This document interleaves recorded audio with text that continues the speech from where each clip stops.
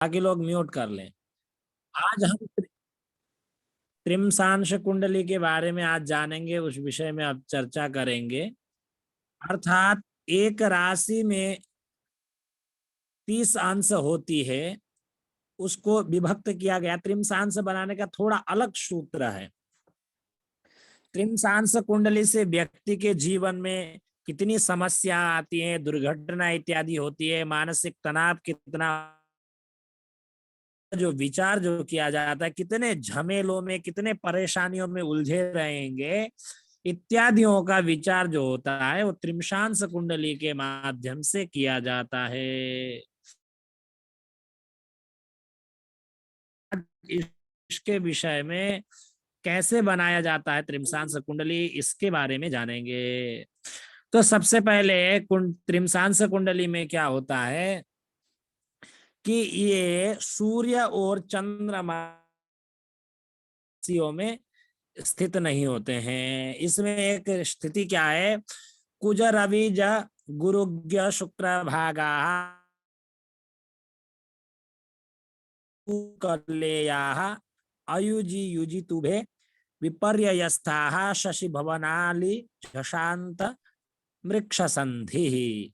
अर्थात कह रहे हैं जितने भी विषम राशियां हैं, एक राशि में जो 30 अंश होती हैं, विषम राशि जो 6 हैं, 1 मेष, 3 मिथुन, 5 सिंह, 7 तुला, 9 धनु और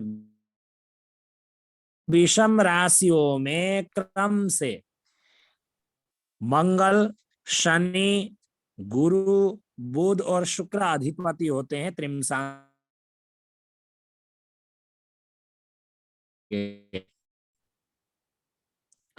ये चार्ट में आपको दिखाई दे रहा होगा विषम राशियां। विषम राशियां, मे का तात्पर्य मेष, मी का तात्पर्य मिथुन, सी का तात्पर्य सिंह, तू का तात्पर्य कुंभ। अर्थात मेष राशि में कोई भी ग्रह 0 अंश से लेकर के 5 अंश का त्रिमसांश में होगा। पहला जो है 5 अंश जो होता है किसी भी राशि का त्रिमसांश, वो मेष राशि में अगर वो जो होगा वो मंगल का उसमें होगा। फिर मेष राशि के बाद 0 अंश से 5 अंश तक मंगल का होगा, और 5 अंश एक कला से लेकर के 10 अंश तक 5 अंश ये भी शनि का हो। पहला 5 अंश मंगल का होगा, और उसके बाद जो 5 अंश होगा वो होगा शनि। राशि कौन सा है, मंगल का पहला मेष, शनि का पहला विषम राशि कौन सा है, कुंभ राशि। अब उसके बाद आएगा गुरु का 8 अंश अधिपति, 30 अंश होता है। पहला 5 अंश मंगल का, फिर 5 अंश शनि का, फिर बुध का, फिर 5 अंश शुक्र का। ऐसे विषम राशियों में क्रम से होता है। तो पहला 5 अंश मंगल का होगा विषम राशि, तो विषम राशि कौन सा हुआ, मेष हुआ। तो दूसरा 5 अंश विषम राशि का अधिपति शनि है, तो वो कुंभ होगा। और तीसरा विषम राशि 8 अंश का अधिपति जो होगा राशि का त्रिमसांश कुंडली में, वो होगा गुरु। तो विषम राशि कौन सा है, 9 नंबर धनु राशि। बुध जो है विषम राशि का 7 अंश, अर्थात विषम राशि कौन सा है, 3 मिथुन राशि। और 5 नंबर विषम राशि का 5 अंश का अधिपति होता है विषम राशियों में, वो होता है शुक्र। तो शुक्र का विषम राशि है तुला राशि। तो ये सभी को याद रहेगा। पहला शनि, और 8 अंश गुरु, फिर 7 अंश बुध, और 5 अंश जो है वो होता है शुक्र का। म्यूट कर ले, काफी लोगों का अनम्यूट है। गोलू झा जी, देवेंद्र जी म्यूट कर ले, आलोक पाठक जी, गुरुदत्त जी, व्यास जी म्यूट कर ले, म्यूट कर ले, धर्मेंद्र जी म्यूट कर ले। किर आवाज आ रहा है आप लोगों का। तो ये हमें जानना है, अगर मेष राशि अंश के उसमें बैठा है विषम राशियों में, तो 5 अंश पहले मंगल का होगा। कोई भी विषम राशियों में 5 अंश एक कला से लेकर के 10 अंश के बीच में बैठा होगा तो वो शनि का होगा, कुंभ राशि। और तीसरा 8 अंश, 5 5 फिर 8 अंश जो होगा विषम राशियों का वो गुरु का होगा। और फिर 7 अंश होगा वो होता है बुध का। और अंतिम का 5 अंश, आपको इतना ही याद करना है, 5 5 8 7 5 3 5, शुक्र अंतिम में 5 है, फिर द्वितीय नंबर में शनि 5 में है, और गुरु 8 में और बुध 7 में। इतना ही याद करें, 5 5 8 7 5।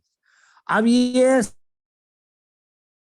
सम राशि, वृष राशि, कर्कट राशि, कन्या राशि, वृश्चिक राशि, मकर राशि और मीन राशि, ये सम राशि में उल्टे क्रम से होगा। जैसे कि इधर शुक्र था,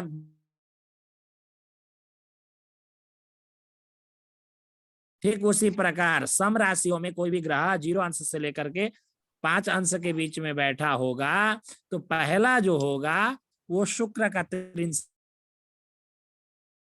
उसके बाद 7 अंश अर्थात 5 अंश एक कला से लेकर के आपका 12 अंश तक, 5 में 7 जोड़ देने से कितना होगा, 12 अंश होगा।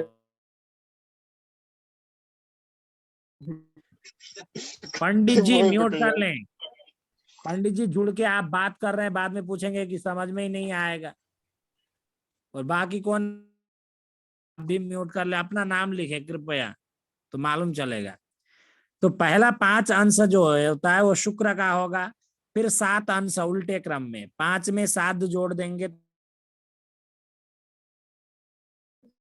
बुध का होगा, सम राशि, कन्या राशि, सम राशि। और उसके बाद 8 अंश, 7 में 8 जोड़ देंगे तो कितना होगा, 20 होगा। तो 20 अंश तक आपका सम राशियों में गुरु का होगा। फिर उसके बाद 20 में फिर शनि का 5 अंश होता है, 25 अंश तक मकर राशि। और फिर 25 में फिर 5 जोड़ देंगे तो 25 अंश एक कला से लेकर के 30 अंश तक मंगल मंगल होता है। ठीक है, अब उदाहरण के तौर पर यहां दिया हुआ है, यह वृश्चिक राशि में बैठा है आपका शनि ग्रह, 24 अंश 16 कला और 41 विकला में है।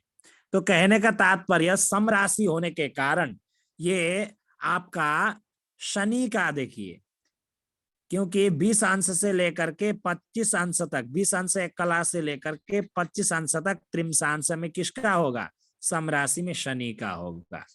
तो इसका जो सम राशि वृश्चिक राशि में, ये तुला राशि समाप्त करके वृश्चिक राशि का 25 अंश पहुंचा नहीं है, 24 अंश 16 कला 41 विकला होने के कारण ये त्रिमसांश कुंडली में शनि किस राशि में होगा, मकर राशि में होगा। अब यह दूसरा उदाहरण दिया हुआ है, चंद्रमा सिंह राशि समाप्त करके कन्या राशि का 20 अंश 37 कला 40 विकला में भोग कर रहा है। तो 20 अंश से अधिक होने के कारण 25, अब देखिए, अब इसमें समराशि होने के कारण 20 अंश से लेकर के 25 अंश तक आपका शनि का होगा, मकर राशि सम राशि। तो इसमें त्रिमसांश में अधिपति कौन हुआ, शनि हुआ। तो इस प्रकार से हमें जान अधिपति दे दिया है। 0 अंश से लेके 5 अंश तक एक ग्रह का 30, एक राशि में 30 अंश होगा, विषम राशियों में 5 अंश तक कौन होगा, मेष राशि होगा। और दूसरा 5 अंश से लेकर के 10 अंश तक शनि का विषम राशि कुंभ राशि होगा, उसका अधिपति कौन होगा, शनि होगा। फिर 10 अंश के बाद 8 अंश गुरु का जोड़ने से 18 अंश तक गुरु का विषम राशि का अधिपति होगा, अर्थात 18 अंश के बाद फिर 7 अंश जोड़ दीजिए, आपका उसका अधिपति जो होगा वो बुध होगा, अर्थात 18 में 7 जोड़ने से 25 अंश तक। तो बुध का विषम राशि हुआ 3 नंबर मिथुन राशि। फिर उसके बाद 25 होने के बाद फिर 5 अंश शुक्र का जोड़ने पर विषम राशि अधिपति, उसका अधिपति होगा शुक्र। ये बाकी ग्रह उनका जो जो राशि, जैसे कि एक राशि विषम राशि मंगल है तो सम राशि दूसरा है वृश्चिक, ठीक है। ये अंतिम में उल्टे क्रम से आएगा। ये विषम राशि में क्रम से सम राशि में इसका उल्टा होगा, पहला 5 अंश शुक्र का होगा, फिर उसके बाद 7 अंश बुध का होगा। ये अंश याद करना है आपको। मंगल का 5, शनि का 5, शुक्र का 5 होता है, गुरु का 8 और बुध का 7 होता है, ये याद करना है, ठीक है। तो त्रिमसांश कुंडली हम सरलता पूर्वक बना सकते हैं। अब यहाँ एक उदाहरण दिया हुआ है, यहाँ उदाहरण देखिए, यहाँ दिया, ये बता रहे हैं कि पहले ये स्पष्ट हिंदी में पढ़ लेते हैं, ठीक है, आप लोगों को समझ में आ जाए। अब यह त्रिमसांश में सम राशियों में, इसमें राशि पद्धति के अनुसार विषम राशियों में 5 अंश तक मेष का, अर्थात विषम राशि उसका मेष का अधिपति कौन होगा? मंगल होगा, इसलिए मंगल का बताया गया। और फिर 5 अंश उसमें जोड़ देंगे तो 10 अंश तक, तो दूसरा जो होता है शनि का होता है, तो शनि का विषम राशि होता है कुंभ राशि। और फिर 8 अंश होता है वो आपका बृहस्पति का, तो 18 अंश तक धनु राशि, विषम राशि धनु राशि का अधिपति हुआ गुरु। फिर उसमें 7 अंश आप जोड़ देंगे तो बुध का, तो विषम राशि हुआ मिथुन, मिथुन राशि का अधिपति हुआ बुध। फिर उसके बाद 5 अंश जो होता है वो शुक्र का होता है, इसलिए 30 अंश तक तुला का त्रिमसांश होता है। त्रिमसांश कुंडली भी पूर्ववत बनाई जाएगी। अब यहाँ उदाहरण दे रहे हैं। अब दिया है कि कर्कट लग्न समाप्त करके सिंह लग्न का 23 अंश 25 कला 37 विकला दिया है। तो सिंह राशि विषम राशि होने के कारण सबसे पहले तो लग्न क्या होगा ये हमें निकालने के लिए सरल ट्रिक, ये अब देखिए हमने अंश देख लिए। पहले 0 से 5 का होता, फिर 5 अंश से लेकर के 10 अंश तक शनि का होगा, फिर 10 अंश से लेकर के 18 अंश तक गुरु का होगा, फिर 18 अंश से लेकर के 25 अंश तक बुध का होगा। तो बुध का विषम राशि अर्थात मिथुन लग्न होगा, नवमांश कुंडली का लग्न। तो उदाहरण के तौर पर यहाँ दिया हुआ है, ये मिथुन लग्न दे दिया है। समझ में आया कि नहीं आया बताइए? जी गुरुजी। नहीं आया, नहीं नहीं गुरुदेव, नहीं थोड़ा आया दोबारा करा देते, नहीं आया है। रिकॉर्डिंग देख लीजिएगा, समझ में आ जाएगा। थोड़ा सा जानने के लिए प्रयास करेंगे, इतना ही है। अब यहाँ उदाहरण दिया हुआ है, उदाहरण ये, अब ये लग्न कुंडली है, तो इसका नवमांश त्रिमसांश कुंडली बनाना है तो सबसे तुला लग्न है 7 नंबर का, इसका लग्न मान देखना है। अब तुला लग्न, तुला राशि जो है सम राशि है या विषम राशि हमें जानना होगा। 5 अंश पहला मंगल का, फिर 5 अंश शनि का, फिर 8 अंश गुरु का, फिर 7 अंश बुध का, फिर 5 अंश शुक्र का होता है। तो ये तुला राशि विषम राशि है, 22 नंबर 22 अंश है। तो 22 अंश कितना होगा? 5 5 जोड़ेंगे तो 10 होगा, 10 में 8 जोड़ेंगे तो 18 होगा। अब 18 में फिर 7 जोड़ेंगे तो कितना होगा? 25 होगा। तो आपका बुध का उसमें विषम राशि में आ रहा है, ठीक है। समझ में आया कि नहीं आया? जी, तो इसकी लग्न बुध उसकी रहेगी बुध का विषम है। अब बुध का विषम राशि कौन सा है उसको पकड़ना है। नंबर मिथुन राशि है और 6 सम राशि कन्या है, तो इसका जो त्रिमसांश कुंडली का लग्न होगा मिथुन लग्न होगा।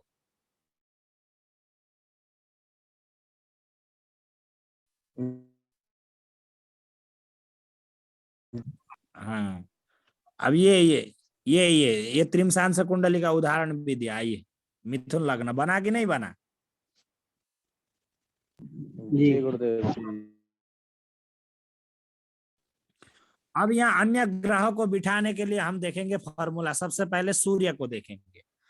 अब सूर्य देखिए धनु राशि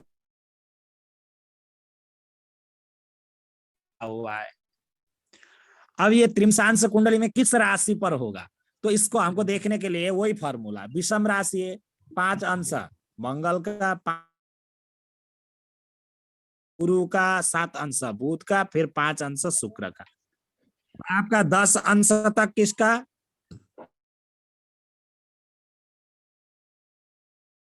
तक बुध का था, फिर उसके बाद अंतिम के अंश में शुक्र की राशि विषम राशि, तो 7 नंबर तुला राशि में त्रिशांश कुंडली में सूर्य होगा।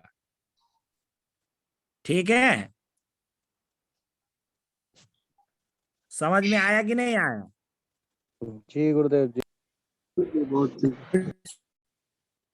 अब देखते हैं उदाहरण के तौर में है कि नहीं है। अब ये देखिए सूर्य तुला राशि पर बैठा है, स्पष्ट हुआ? जी जी। अब दूसरा कुंडली भी हम अभ्यास करेंगे, 2-4 अभ्यास करेंगे, समझ में आ जाएगा। अब इसके बाद चंद्रमा देखेंगे। देखिए अब पहले विषम राशि को देखते हैं, विषम राशियों का प्रैक्टिस करेंगे, फिर सम राशि का अभ्यास करेंगे।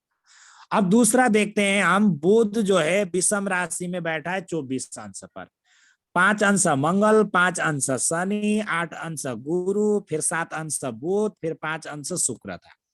तो 10 अंश तक शनि, 18 अंश तक गुरु, तो 18 से लेकर 25 अंश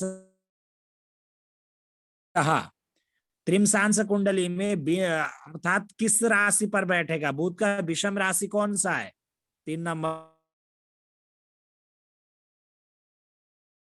त्रिमसांश कुंडली में बुध जो ग्रह है वो मिथुन राशि पर बैठा हुआ मिलेगा। उदाहरण हमने अभी दिया है, अभी देखते हैं।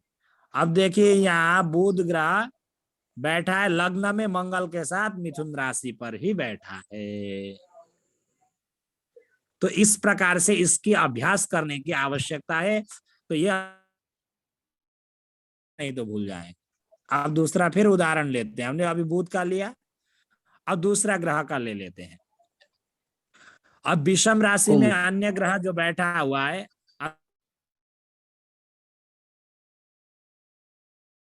अब ये तीनों ग्रह को पकड़ते हैं। पहला 5 अंश मंगल, 5 अंश शनि, फिर 8 अंश गुरु, 7 अंश शुक्र, फिर 5 अंश 7 अंश बुध और 5 अंश शुक्र। तो राहु जो है विषम अर्थात 5 अंश से लेकर के 10 अंश के बीच में बैठा है, तो शनि का राशि में बैठा हुआ मिलेगा, 11 नंबर की कुंभ राशि विषम राशि, क्योंकि पहला मंगल का था, फिर 10 अंश तक शनि का था, 5 अंश से अधिक होने के कारण। तो राहु मिलेगा कुंभ राशि पर। अब मंगल 21, 10, 10 और 8, 18, 18 अंश से लेकर के 25 अंश तक गुरु क्या बुध का राशि हुआ मिलेगा। अब देवगुरु बृहस्पति बैठा है 16 अंश पर, तो देवगुरु बृहस्पति 16 अंश पर बैठा है, तो 10 अंश तक तो आपका शनि का होगा, 10 अंश से लेकर के 18 अंश तक होगा वो गुरु अपनी ही राशि पर, अपनी विषम राशि 9 नंबर की धनु राशि पर बैठा हुआ मिलेगा। राहु कुंभ राशि, मंगल मिथुन राशि और गुरु धनु राशि पर है कि नहीं, हम चेक करते हैं। ठीक है, चलिए अब देखिए, अब राहु कुंभ राशि पर है, और एक बात ध्यान रखिएगा, राहु जिस राशि पर होता है केतु भी उसी राशि पर होता है। हमने कुंभ राशि पर राहु को देखा था, मंगल को मिथुन राशि पर बताया था, मिथुन राशि पर ही है, और देवगुरु बृहस्पति का अपना विषम राशि धनु राशि पर बताया था। तो ये कुंडली में धनु राशि पर देवगुरु बृहस्पति बैठा है, राहु कुंभ राशि पर बैठा है, और मंगल हुआ मिला है। ठीक है, सभी को समझ में आ रहा है? गुरुजी इसमें राहु केतु साथ में भी हो सकते हैं क्या? हाँ, और कभी भी कर्कट राशि और सिंह राशि पर सूर्य चंद्र नहीं होंगे, मतलब कर्कट राशि और सिंह राशि का लग्न नहीं होगा, ऐसा कुछ सूत्र है। ठीक है, जी गुरुजी। क्योंकि जी जी क्योंकि क्योंकि इसमें ये दोनों को अधिपति नहीं मिला है। कर्कट राशि ये दोनों को त्रिमसांस कुंडली में नहीं लिया जाता। इसका सूत्र पहला ये याद करना है। अब ये तो हमने विषम राशियों का क्रम, मंगल का, फिर 5 अंश शनि का, फिर बृहस्पति का, फिर आपका बुध का 7 अंश राशि में उल्टा होगा। पहले 5 अंश शुक्र का होगा, फिर 7 अंश बुध का होगा, फिर 5 अंश शनि का होगा, फिर 5 अंश मंगल का होगा। ठीक है, ये उल्टे क्रम से चलेगा, ऐसे उल्टे क्रम से सम राशियों में। अब हम ये सूत्र से सम राशियों का नवमांश कुंडली बनाने का हम प्रयास, यहाँ लिख देता हूं, सबको समझ में आ जाएगा। पहला 5 अंश शुक्र का, 7 अंश बुध का, 8 अंश गुरु का, 5 अंश शनि का, फिर 5 अंश मंगल का। अब यहाँ सबसे पहले सम राशि हम चंद्रमा को पकड़ते हैं। चंद्रमा वृश्चिक राशि पर 7 अंश पर बैठा है। तो ये नव त्रिमसांस कुंडली में किस राशि पर होगा? ये से अधिक होने के कारण 5 में 7 जोड़ेंगे तो कितना होगा? 12। तो 12 अंश के बीच में होने के कारण चंद्रमा किस राशि पर होगा? 7 नंबर की कन्या। तुला, मतलब दूसरा बुध का कन्या सम राशि राशि पर। दूसरा होगा, 6 नंबर की कन्या राशि पर होगा चंद्रमा।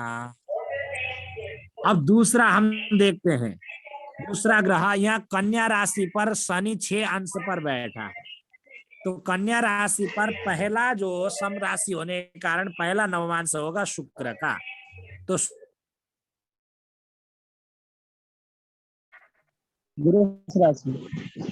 वृष राशि पर बैठा हुआ मिलेगा। तो अब हम उदाहरण को हम हुआ प्रैक्टिकल देखेंगे तो हमको समझ में आ जाएगा। तो चंद्रमा वृष राशि पर है कि नहीं है, देखते हैं। अब देखिए, शनि जो था कन्या राशि पर था चंद्रमा, तो कन्या राशि पर चंद्रमा बैठा है। तो सभी को समझ में आ गया त्रिमसांस कुंडली के बारे में कैसे जी बनाना गुरुजी। है। गुरुजी।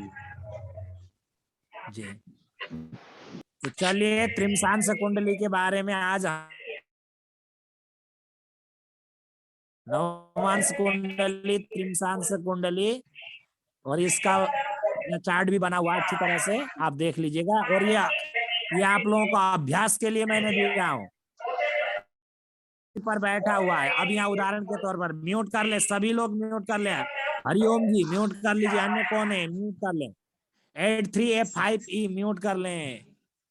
अब यहाँ देखिए, अब ग्रह स्पष्ट इस प्रकार से लिखा हुआ रहता है, तो आपको हमेशा कंफ्यूजन मत रहना। पंचांग में 7 लिख दिया है तो 7 का तात्पर्य और आगे का ये अंश लिख दिया, तो इसका तात्पर्य 7 नंबर की तुला राशि भोग करके 8 नंबर की वृश्चिक राशि में 24 अंश 16 कला 41 विकला में भोग कर रहा है। या रवि जो लिख दिया, रवि का तात्पर्य सूर्य।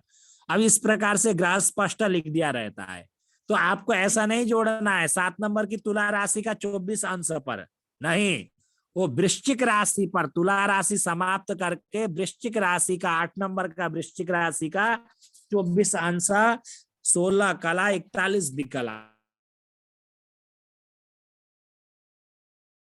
इसका अधिपति कौन होगा? मंगल होगा। अब इसका वृश्चिक राशि का 24 अंश बीतने के बाद इसका होरा किसका होगा? चंद्रमा का होगा। या सम राशि होने के कारण पहला 15 अंश चंद्रमा का होगा और 15 अंश से लेकर के 30 अंश तक सूर्य की होरा होगा। तो रवि अपने होरा में बैठा है, होरा कुंडली में। अब इसका दृष्टांत कुंडली बनाना है, तो इसका दृष्टांत कुंडली तीसरा भाग है। तो तीसरा भाग क्या होगा? जिस राशि पर स्थित होगा वृश्चिक राशि है, 8 में 8 जोड़ेंगे तो कितना होगा? 16। कर्क राशि। 16 का तात्पर्य कर्कट राशि। हाँ, तो चंद्रमा, ये चंद्रमा दृष्टांत कुंडली में अपने राशि पर होगा चंद्रमा। तो नवमांश कुंडली में कर्कट राशि का अधिपति कौन है? चंद्रमा, तो इसलिए चंद्र लिख दिया। अब यहाँ दूसरा आप देखेंगे, अब इसका नवमांश कुंडली बनाएंगे तो नवमांश कुंडली में 20 अंश तक कितना होगा? छठा नवमांश होगा, और 23-20 तक आपका 7वां नवमांश होगा। 8वां नवमांश होगा 26-40 तक। तो 8वां नवमांश, तो हमको देखना है वृश्चिक राशि किस दिशा की राशि है? उत्तर दिशा की राशि है। उत्तर दिशा का पहला नवमांश प्रारंभ होगा किस राशि से? 4 नंबर की कर्कट राशि। 4 से। कर्कट राशि से अष्टम राशि कौन होगा? 4 में हम 7 जोड़ देंगे तो कितना होगा? 7 4 11। कुंभ राशि, कुंभ राशि का अधिपति शनि अपने नवमांश में है, मतलब शनि के नवमांश में। ठीक है, जी गुरुजी। अब यहाँ बैठा है त्रिमसांश कुंडली में शनि किस, आप देखिए अब वृश्चिक राशि सम राशि है।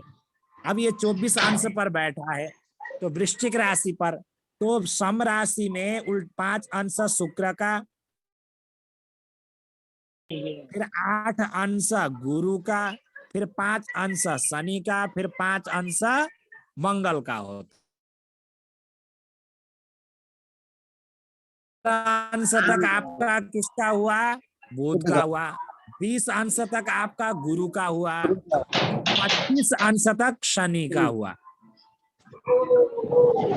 तो इसलिए त्रिमसांश कुंडली में शनि की राशि पर बैठा हुआ है रवि, ऐसा जानना चाहिए। समझ में आ गया? अभी ये द्वादशांश नहीं पढ़ाया गया है, इसलिए इसका विचार अभी नहीं बताया हूं। ठीक है,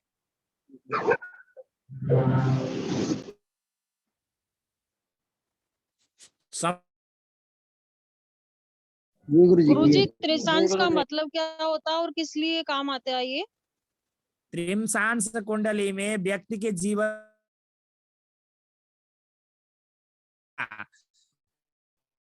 एक्सीडेंट, दुर्घटना इत्यादियों के बारे में, दुर्गति कितना होगा, शत्रुओं से कितना परेशान रहेगा इत्यादियों का विचार त्रिमसांश कुंडली से किया जाता है। ये लिख दिया है, देखिए, दरिद्रता, कठिनाइयां और दुर्गति,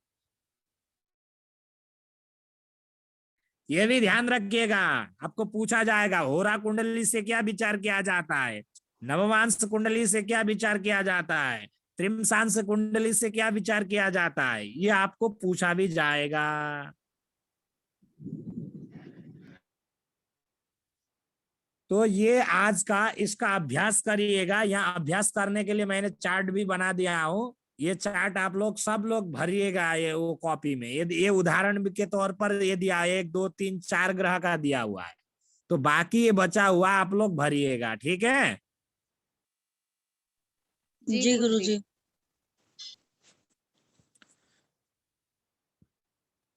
अब इसमें आज एक और महत्वपूर्ण विषय थोड़ा सा ये भी आवश्यक है। विवाह के बारे में बहुत सारे विषय प्रश्न आते हैं। मेला पग वगैरह तो बाद में मैं पढ़ाऊंगा। वन्य कन्याओं का एक ये भी होता है कि विवाह कब करना चाहिए इत्यादियों के विषय में आता है। जैसे कि वर कन्या का विवाह का काल का समय का निर्धारण। विवाहो जन्मत स्त्रीणाम युग्मेब्दे पुत्र पौत्रतः अयुग्मे स्त्री पद पुंसाम विपरेते तुम।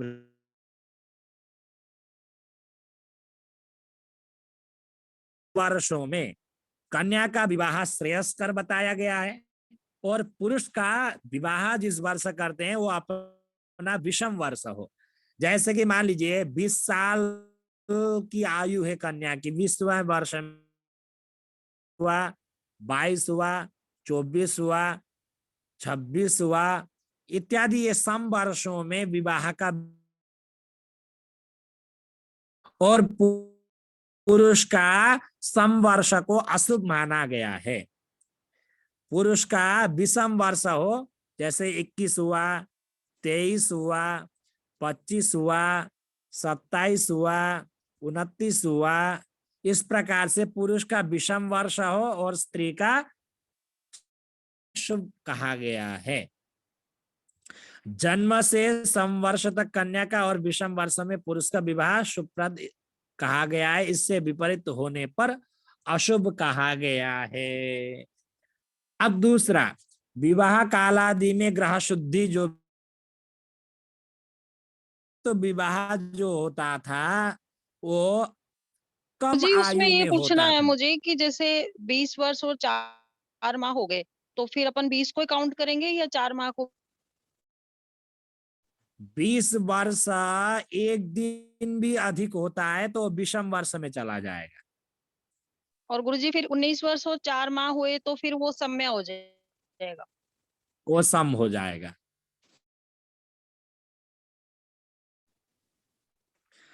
अब इसमें एक बात यहाँ थोड़ा सा स्पष्ट कर दे, विवाह काल और ग्रह शुद्धि मतलब स्त्री के लिए, कन्याओं के लिए गुरु का बल देखा जाता है। गुरु का बल क्या होता है? जन्म राशि, जैसे कि मान लीजिए कन्या की मेष राशि है जन्म राशि, उसके जन्म राशि से 12वां नहीं होना चाहिए देवगुरु बृहस्पति गुरु।